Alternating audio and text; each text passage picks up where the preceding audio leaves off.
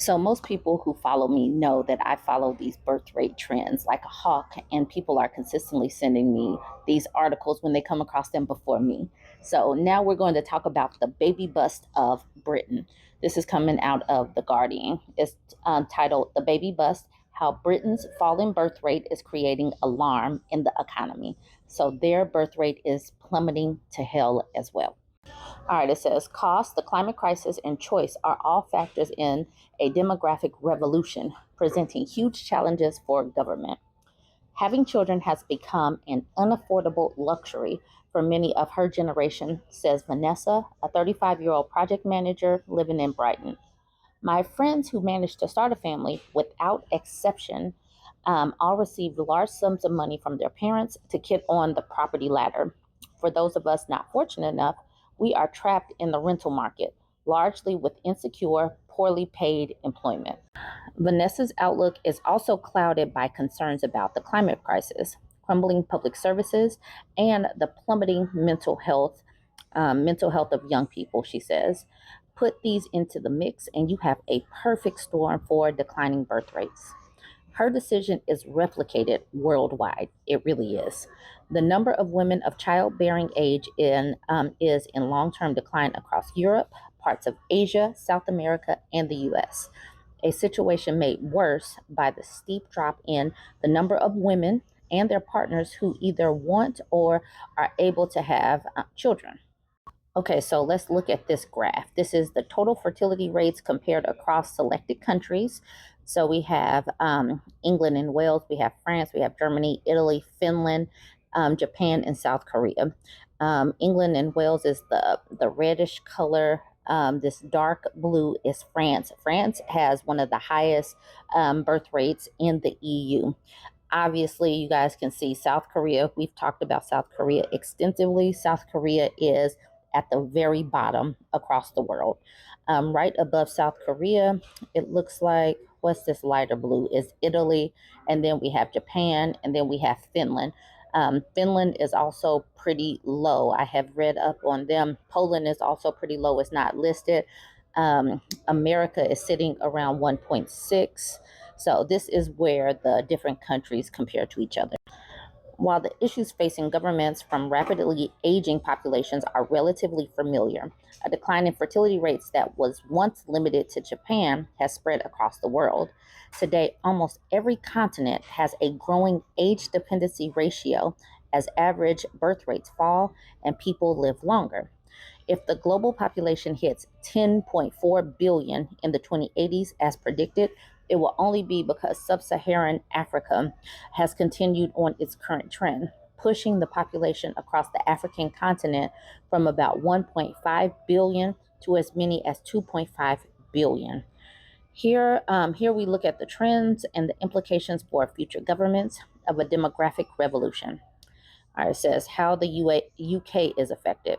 The total fertility rate across England and Wales fell to 1.49 children per woman in 2022 from 1.55 in 2021, according to the Office of National Statistics, ONS. As a benchmark, the Organization for Economic Cooperation and Development, OECD, says that to maintain the population, the replacement rate, often known as the R rate, needs to be at least 2.1 children per woman. It has been well documented that the pandemic, rather than spark a baby boom, had the reverse effect. Yet the recent drop in fertility has shocked demographers. The rate was already declining starting in 2010. Then came COVID-19, the Russian invasion of the Ukraine, and a deepening of the climate crisis, which all appeared to add a further downward shift, taking the fertility rate to the lowest since comparative data began being kept in the 1930s. Anne Barrington, a professor of demography and social statistics at Southampton University, says the Human Fertility Database covering England and Wales documents the 1960s baby boom, the 1970s baby bust, the fluctuations of the 80s and 90s that kept things fairly stable, increases through the 2000s and 2010s, and then a decline to the historical low levels we have seen today. The trend in Scotland follows the same pattern, but on a lower trajectory during each period over the last 60 years. Northern Ireland follows the same pattern on a slightly elevated path. ONS figures tracking live births tell the same story of decline. They show 605,000 in England and Wales in 2022, a 3.1% fall from 2021, and the lowest number since 2002.